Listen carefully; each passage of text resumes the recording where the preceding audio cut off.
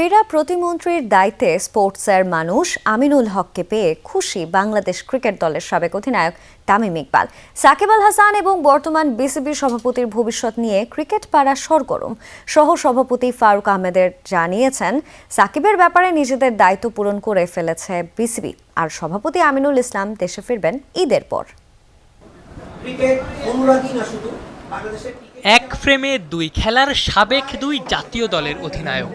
ক্রিকেটের তামিম ইকবালের পাশে ফুটবলের আমিনুল হক। ফুটবলের গণ্ডি পেরিয়ে আমিনুল এখন পুরো স্পোর্টসেরই। ক্রীড়া প্রতিমন্ত্রীর দায়িত্বে স্পোর্টসের মানুষকে পেয়ে তামিমও খুশি। সবাই আমরা অনেক লাকি যে আমরা এমন একটা সরকার পেয়েছি যে সরকারের প্রথম ৩-৪ পয়েন্টের মধ্যে একটা পয়েন্ট ছিল স্পোর্টস। সো আমি ব্যক্তিগতভাবে খুবই আশাবাদী যে আসলে স্পোর্টসে এখন চেঞ্জেস আমরা দেখব। সে নিজে খেলেছেন, ইন্টারন্যাশনাল খেলেছেন, বাংলাদেশের ক্যাপ্টেন ছিলেন, তো প্লেয়ারদের কষ্ট, অর্গানাইজারদের কষ্ট, উনি এই জিনিসটা খুব ভালো করছেন। তো আমি এ কারণে আরও বেশি আশাবাদী যে সকল স্পোর্টসে কিছু না কিছু ইমপ্রুভমেন্ট হবে।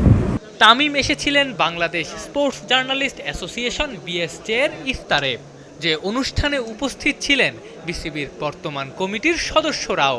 বিসিবি নির্বাচনকে কেন্দ্র করে তামিমের সঙ্গে বর্তমান কমিটির বৈরিতার গল্প নিয়ে ক্রিকেট পাড়ায় আলোচনা তো কম হয়নি।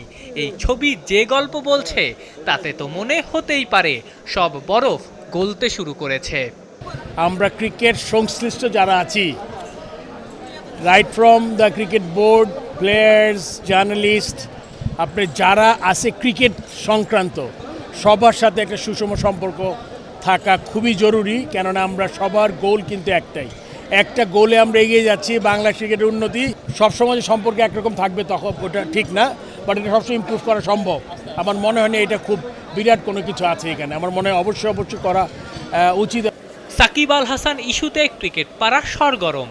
আলোচনা চলছে বর্তমান বিসিবি সভাপতির ভবিষ্যৎ নিয়েও।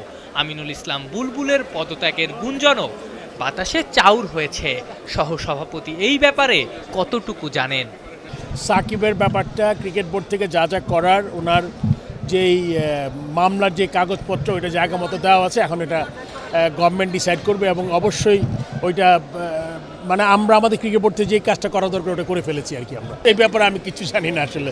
এটা না, আমার কিছু জানা নেই এই ব্যাপারে, আমি কিছু জানি না। তবে আমি যতদূর জানি ওনার সাথে কথা হয়েছে, উনি ঈদের পরে আসবেন বলেছেন আর কি।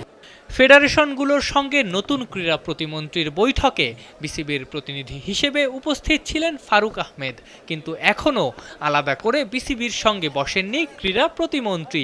তাই বিশদাকারে বিসিবি সম্পর্কে মন্ত্রণালয়ের পরিকল্পনা সম্পর্কেও অবগত হতে পারেনি বিসিবি। আফনান পিয়াল, যমুনা স্পোর্টস, ঢাকা।